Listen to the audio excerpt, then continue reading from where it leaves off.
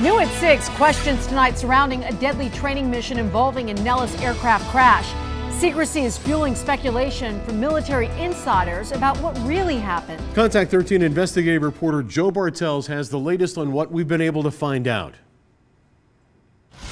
Lieutenant Colonel Eric Schultz was a dedicated family man, father to 5 kids, and a loving husband. He was also a combat U.S. Air Force test pilot, according to his friends, with 2,000 hours flying behind the controls of various aircraft, including the government's highly guarded, highly sensitive stealth fighter, the F-35.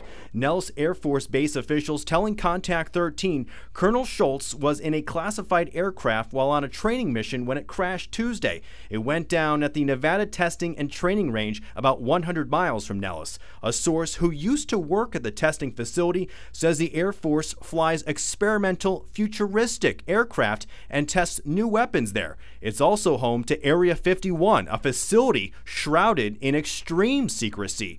Military insider websites are lighting up over what the aircraft could have been, hinting it could be an F-35.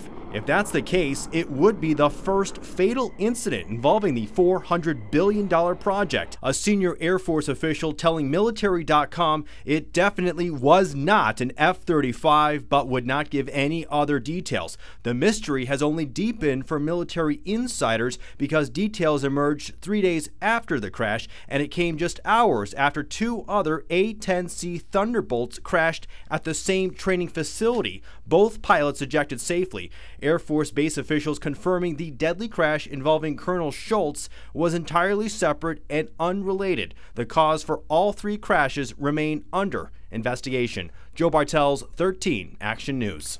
And friends of Schultz are raising money for his family. They have raised more than $50,000 already. We have details on how you can help at ktnv.com.